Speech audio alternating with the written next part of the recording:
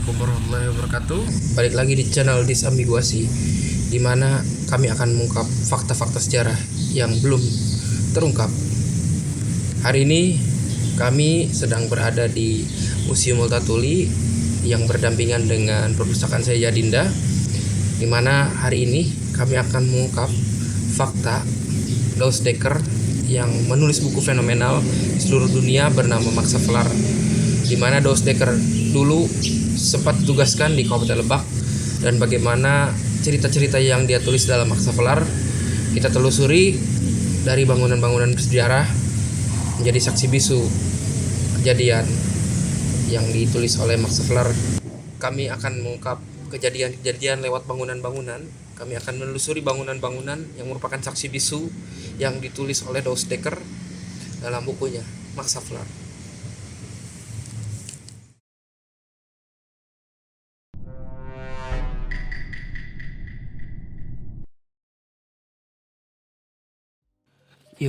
Balik lagi dengan kami di channel Disambiguasi, di mana hari ini kami sedang berada di Museum Multatuli, yang mana bangunan ini adalah merupakan rumah ex-Wadana atau Camat Rangkas Bitung pada saat itu.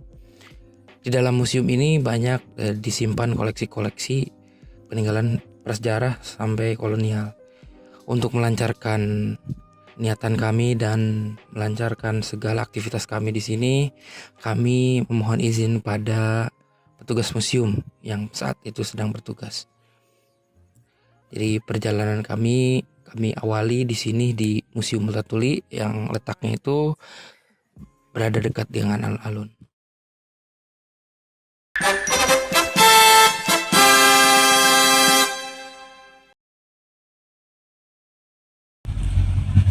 Pertama-tama kita sekarang berada di bangunan Museum Multatuli, di mana bangunan ini adalah bangunan arsitektur kolonial Belanda.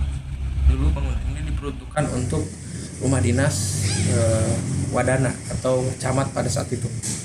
Ciri dari bangunan arsitektur zaman kolonial adalah dia memiliki 4 pilar yang besar dan kemudian jendela-jendela dan pintu yang besar-besar. Kenapa memiliki 4 pilar? Ini merupakan ciri khas ya. Jadi ciri khas tersendiri bangunan arsitektur Indis atau bangunan khas yang berada di Indonesia, arsitektur Belanda khususnya. Dan di sini juga kita bisa melihat ada lampu gantung, di mana lampu gantung ini mungkin replika ya. Karena mungkin ini dibuat semirip mungkin ketika pada saat itu.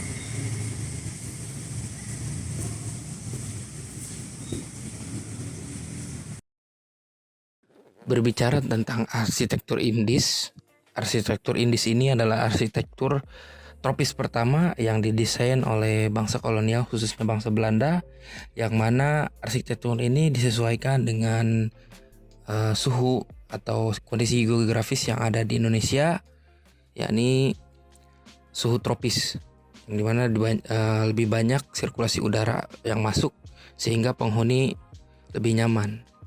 Dalam Museum Multatuli ini ada replika patung dari Douwe Dekker dan Syaija Dinda. Sekarang saya sedang berada di patung replika dari Douwe Dekker sendiri. Beliau di sini digambarkan atau dibentuk sedang membaca hasil karya tulisannya dengan judul Max Havelaar, yang dimana di dalam tulisannya itu mengisahkan tentang bagaimana penderitaan masyarakat Kabupaten Lebak ketika pada saat itu, yang dikelilingi oleh suasana kolonial, dan di samping itu juga pribumi-pribumi yang mengatakan dirinya bangsawan justru malah ikut menyengsarakan juga kondisi masyarakat pada saat itu, dan itu tertulis jelas dalam bukunya.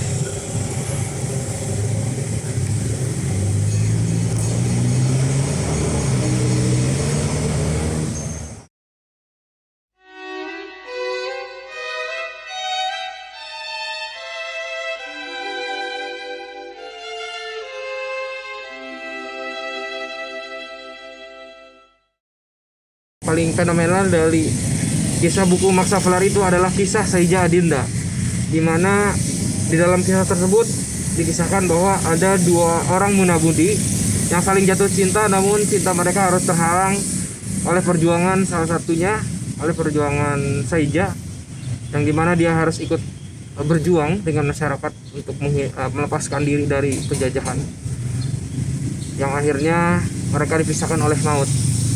Dan cerita tersebut didokumentasikan dan sampai sekarang tetap dipertahankan dalam ajang putra putri pariwisata bernama Saija Adinda Kabupaten Lebak.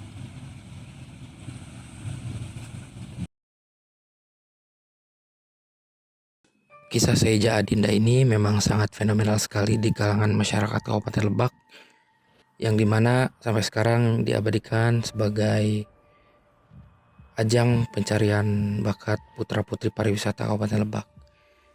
Kisah yang sangat pilu dialami oleh muda-mudi Saija Adinda karena korban dari kolonialisme di Indonesia.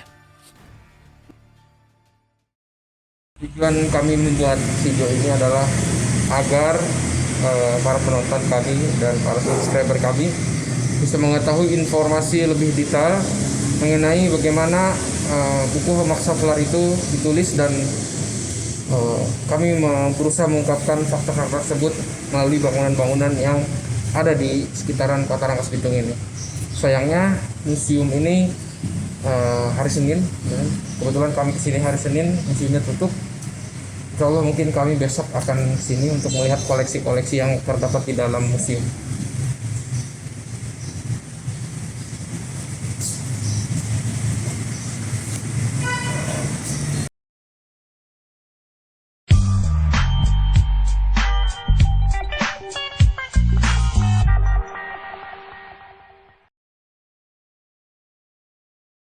Salah satu tujuan dibangunnya Museum Multatuli ini adalah untuk mengedukasi masyarakat agar masyarakat ini lebih mencintai sejarahnya dan mengenal siapa identitas mereka sebagai warga Lebak. Karena kami kemari mengunjungi museum pada saat PPKM, menjaga protokol kesehatan amatlah penting agar kita semua terhindar dari virus corona. Dan semoga para penonton yang menonton dimanapun Anda berada, semoga selalu dalam lindungan Allah Subhanahu wa Ta'ala dan selalu diberikan kesehatan. Kami sangat beruntung sekali menjadi warga Lebak yang dimana menyimpan sejarah-sejarah yang sangat luar biasa, yang patut kita abadikan, patut kita ingat sebagai pelajaran. Kita sebagai pemuda Indonesia wajib mencintai sejarah dan melestarikan budaya bangsa sebagai bangsa yang multikultur dan bineka tunggal ika. Karena masih PPKM, jadi banyak bangunan-bangunan bersejarah yang masih ditutup. Kami akan berusaha masuk ke pendopo Bupati, yang mana itu juga salah satu bangunan bersejarah yang ada di Kabupaten Lebak, khususnya di Kota Rangkas Bitung. Dan kami juga tidak selesai hanya di sini saja, kami akan menelusuri tempat-tempat lain dalam video ini tentunya, yang mana ini akan menjawab semua rasa penasaran para subscriber dan para penonton di Sambiguasi ini.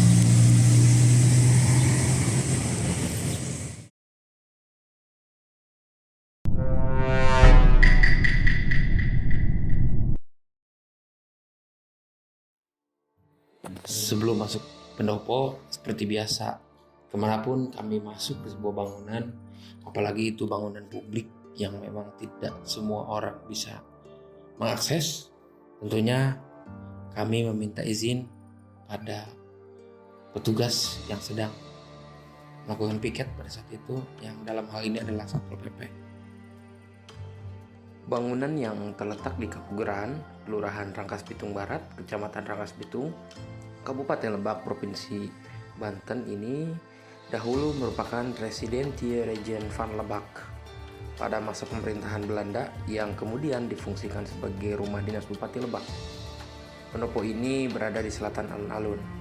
Jika mengacu pada tata letak kota Islam, yakni keraton atau kediaman penguasa wilayah berada di selatan alun-alun.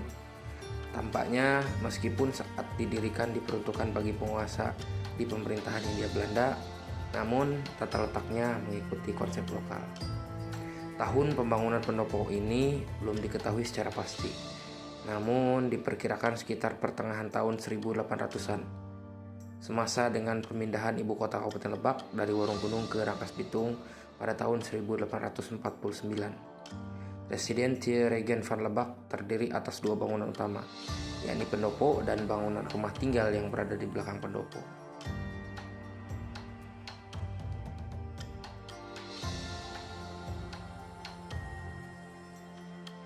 Bangunan pendopo Bupati Kabupaten Lebak ini dulu memang digunakan sebagai rumah dinas oleh bupati-bupati pada periode itu hingga sekarang. Jadi bisa dilihat di sini ada susunan bupati-bupati yang dari dulu pertama sampai sekarang, ya, Ibu Hajah Iti Oktavia Jayabaya. Bangunan ini merupakan bangunan bersejarah paling besar yang ada di Kabupaten Lebak, memiliki nilai historis yang sangat kental dengan kolonialisme, termasuk dalam arsitekturnya yang menjadi identitas bahwa memang bangunan ini dibangun atas dasar keinginan dari bangsa kolonial pada saat itu. Karena seperti ciri dari bangunan-bangunan kolonial yang lain, dia memiliki 4 pilar besar, memiliki jendela dan pintu-pintu yang besar, karena agar sirkulasi ruangan itu bisa berjalan dengan baik.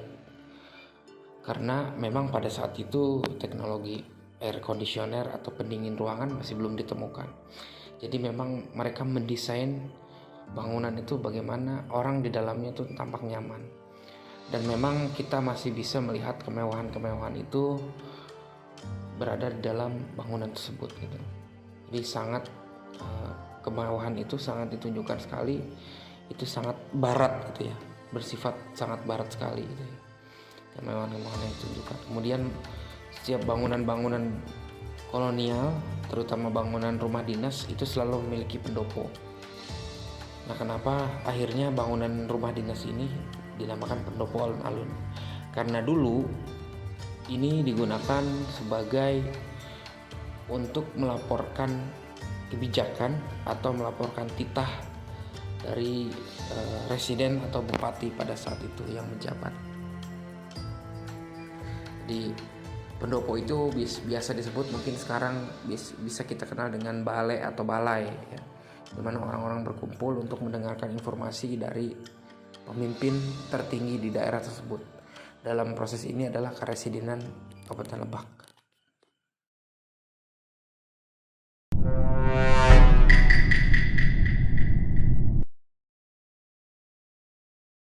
Ya, kali ini di perjalanan selanjutnya kita sudah sampai di Kompleks Pemakaman, yang dimana di sini banyak para menak atau kaum bangsawan pada saat itu yang menggambarkan lahir dan wafatnya mereka, yang berarti kaum bangsawan di Kabupaten Lebak ini dalam buku Maksaflar itu memang benar adanya, dan kisahnya itu besar kemungkinan itu diambil dari kisah nyata, karena tokoh-tokoh yang tertulis dalam buku Maksaflar tersebut memang sudah ada ditulis tersebut, dan kita bisa melihat kompleks pemakaman.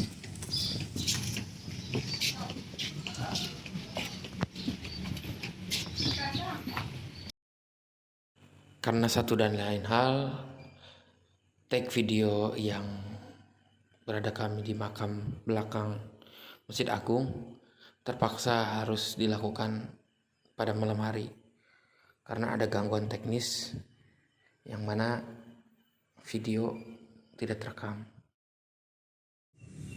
Perjalanan akan kami lanjutkan, yaitu menelusuri jejak langkah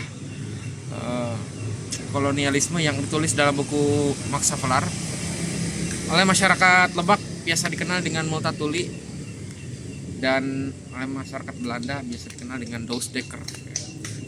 Dan jadi beliau tuh menulis di sana ada salah seorang bupati yang beliau ceritakan menjadi problematika untuk masyarakat sendiri, yang dimana bupati tersebut dikatakan ditulis dalam itu tuh sangat merugikan rakyat. Tapi mudah-mudahan amal ibadah bupati tersebut diterima di sisi Allah ya. Jadi kita akan menelusuri jejak makam-makam kaum Menak ya, atau kaum bangsawan pada saat itu, yang dimana di situ juga ada salah satunya makam bupati yang disebutkan oleh Doosdekker. Bagaimana keseruannya? Ikuti kami.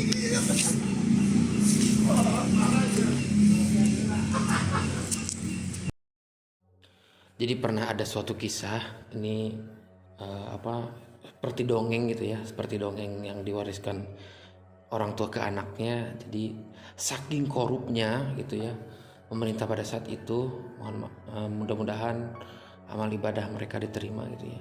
Salah satu tokoh bupati yang dituliskan dalam kisah Doosdekker ini memang sangat fenomenal gitu ya. Jadi penuh dengan pro kontra. Jadi saking korupnya, ada seorang yang membawa kerbau di jalan. Ketika si bupati itu menginginkan kerbau itu, pada saat itu juga kerbau itu harus diberikan pada bupati. Ikhlas atau tidak, rela atau tidak, kerbau itu harus diberikan mau tidak mau gitu. Jadi sangat otoriter sekali terhadap pemerintahan gitu ya. Jadi siapapun mungkin akan tergerak hatinya sebagai manusia, karena kutipan yang sangat terkenal dari seorang Doosdekker adalah tugas menjadi manusia adalah memanusiakan manusia. Assalamualaikum warahmatullahi wabarakatuh. Hari ini kita sedang malam ini ya tepatnya, kita sedang berada di makam, tepatnya makam di belakang Masjid Agung, yang dimana makam ini konon di banyak kaum bangsawan pada saat itu, termasuk bupati yang dituliskan oleh Maksaflar ya, yang mana dulu beliau adalah Demang Jasinga yang memiliki jasa diangkat oleh bangsa Belanda atau Netherlands Indie, pemerintahan Hindia Belanda yang ada di Indonesia. Beliau diangkat menjadi bupati dan salah satunya dituliskan oleh Doosdekker. Nah, ini bukti bahwa ceritanya ini diangkat dari kisah nyata, dan kami akan membuktikan di sini banyak sekali makam-makam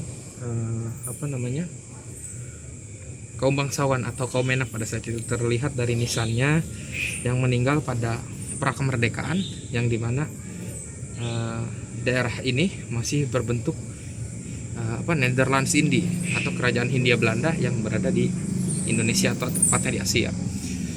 Jadi bisa kita lihat makamnya ini banyak memiliki gelar-gelar bangsawan dan memiliki gelar raden ya.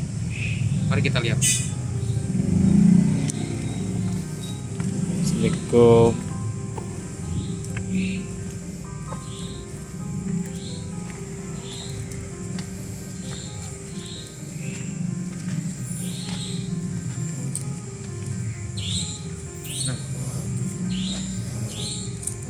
Mohon izin siapapun di sini yang ini ya ahli kubur ya. Jadi mohon izin buat siapapun yang ada di sini. Ini salah satu makam ya dari salah satu bupati. Ini Raden Tumenggung Kartanata-Negara. Beliau juga salah satu tokoh yang dituliskan dalam buku Maksaflar ya. Lihat di makam-makam yang lain juga banyak gelar-gelar makam yang memiliki gelar bangsawan atau Menak seperti Raden ya. Kemudian di belakangnya menggunakan nama-nama gelar Menak atau bangsawan.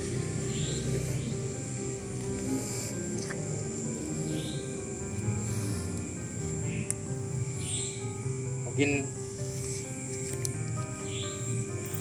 langkah lebih baik kita memanjatkan suratul Fatihah kepada para arwah atau ruh leluhur kita, supaya amal ibadahnya selalu diterima oleh Allah Subhanahu wa taala. Amin. Ala hadiniyat al-Fatihah. Auzubillahi Auzubillahi minasyaitonir rajim. Bismillahirrahmanirrahim. Ya.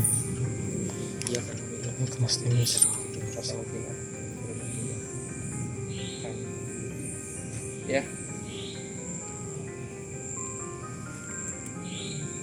mungkin itu saja untuk penelusuran di sini ya.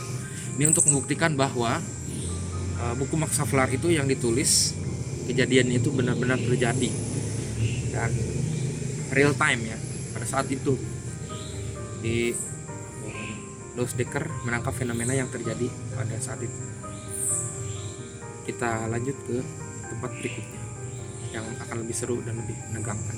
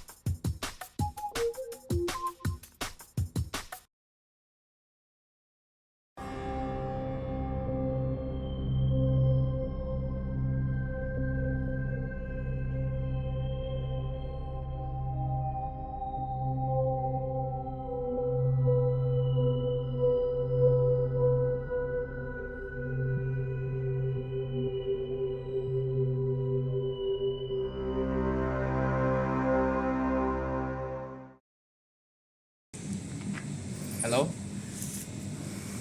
sekarang kita sedang berada di Cagar Budaya, yaitu rumah Muhammad Tuli atau rumahnya Loosdekker. Tepatnya ini adalah rumah dinas yang dimana dulu diperuntukkan untuk asisten residen. Karena dulu Loosdekker sendiri menjabat sebagai asisten residen yang ditugaskan oleh kerajaan Belanda pada saat itu. Bagaimana keseruan bangunannya ini, kami akan buktikan kondisi di dalam seperti apa. Kenapa kami mengambil video ini malam? Karena agar atmosfernya itu rasa gitu ya. Namanya bangunan tua kan, kami penasaran dengan apa yang terjadi pada saat itu. Bagaimana keseruannya? Ikuti terus perjalanan kami.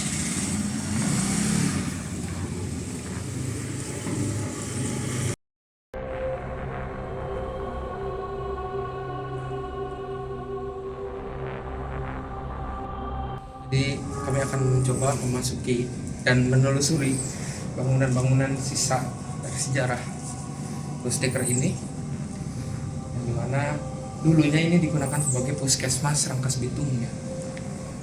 Tentunya ini banyak dilakukan perubahan-perubahan dari bangunan tersebut.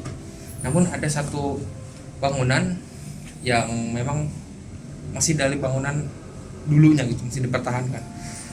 Yang berbentuk dinding yang ada di sebelah ini gitu. Sebelah ini nanti bisa diedit ya video itu. Kemudian kami akan menelusuri atmosfer apa saja yang terasa di dalam bangunan ini. Mari.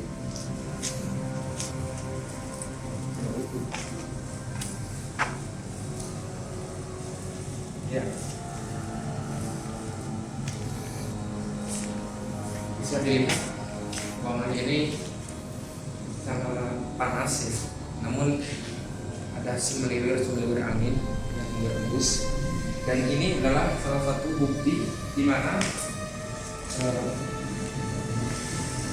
ini adalah bangunan Indis tropis atau bangunan Indis, yang dimana bangunan ini diperuntukkan dengan arsitektur Belanda, diperuntukkan untuk daerah tropis. Jadi didesain seperti rumah Bodana pada saat itu, didesain dengan banyak jendela dan pintu yang besar ya, dan menandakan selain itu juga menandakan kemewahan arsitektur Belanda, dan juga ditopang oleh bangunan tembok yang tinggi dan kokoh. Bisa diterangkan temboknya sangat kokoh sekali, padahal ini sudah dibangun puluhan tahun lamanya, tetap kuat.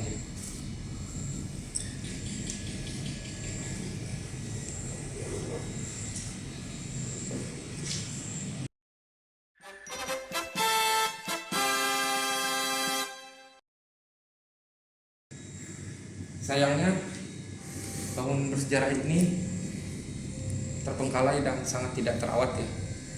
Terlihat dari banyaknya sampah dan juga tembok-tembok yang sudah mulai lembab, berlumut, jendela-jendela yang sudah rusak. Sayang sekali ya. Padahal ini jika dilestarikan dengan baik, dirawat dengan baik, dipugar ya sedemikian rupa, wajahnya akan terlihat seperti Museum Mutatuli, bahkan lebih indah karena ini memiliki corak arsitektur Belanda. Tapi mungkin ini asumsi saya saja, ini mungkin tidak dipugar karena bangunan yang tersisanya itu hanya tembok sebelah kiri ya. Kalau dari dalam, kalau dari depan tembok sebelah kanan saja. Jadi pemerintah pun kebingungan gitu ya, untuk merestorasi bentuk bangunan ini. Namun alangkah lebih baiknya ini dirawat ya, supaya tidak ada sampah, tidak ada kotor seperti ini gitu, sehingga tidak menimbulkan kesan seram seperti ini. Mungkin kalau teman-teman nonton di rumah, saya berdiri di sini kesannya serem gitu ya. Tapi kalau misalnya sudah dibikin bagus, ditata sedemikian rupa dengan baik, ini akan menjadi tempat yang menyenangkan untuk belajar sejarah.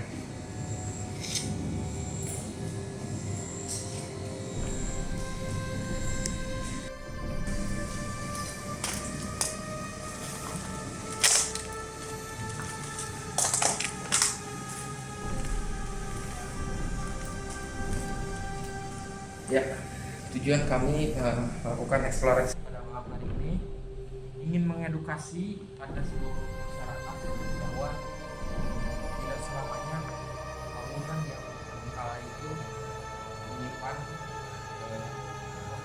aura yang seram dan menyeramkan.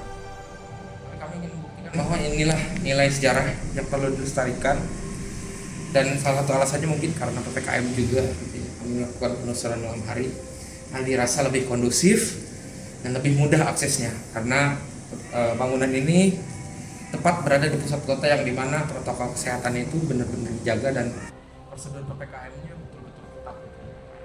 Jadi merasa malam hari lah opsi yang terbaik.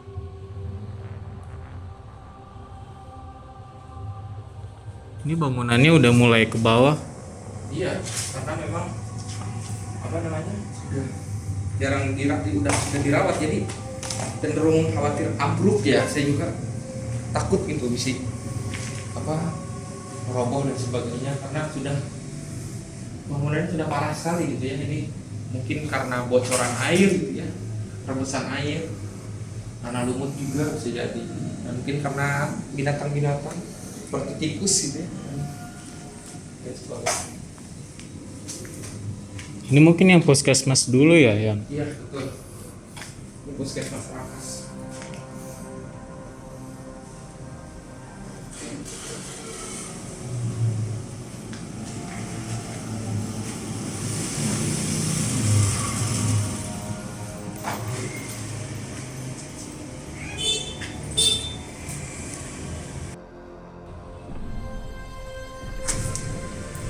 Penelusuran demi penelusuran telah kita lakukan. Kami ingin mengajak semua masyarakat, tentunya orang yang ingin belajar tentang sejarah di Kota Lebak, ini membuktikan bahwa kolonialisme dan pendudukan Belanda di Kota Lebak benar adanya dan eksis. Dilihat dari bangunan-bangunan yang kita telusuri kemarin dan sampai hari ini, di malam hari ini kami menelusuri jejak-jejak budaya melalui buku Maksaflar yang ditulis langsung oleh Mutatuli atau Dosteker. Banyak hikmah yang bisa kita ambil dalam kejadian sejarah bahwa kisah Maksaflar menunjukkan bahwa perjuangan untuk merdeka itu tidaklah mudah.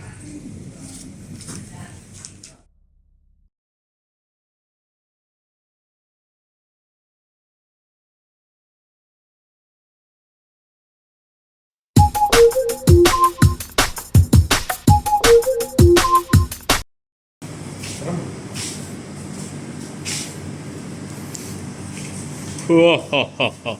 Kamu penunggu bangsal ini? Yo. Akulah penunggu bangsal ini. Ini yang lagi cari-cari kemarin. Teman-teman, kalau kalian nyari tabung gas ke rumah sakit umum banyak ya. Nih. Tapi kosong. Iya. Yang ini yang isi. Ya, karena memang aksesnya masuk ke dalam rumah sakit. Jadi kalian bebas ngambil tabung gas karena fasilitas umum tidak dipungut biaya. Oke? Toilet bos. Ya, kalian boleh ngambil ini berarti. Ini juga boleh diambil sih. Boleh saya diambil. Pidana ditanggung sendiri.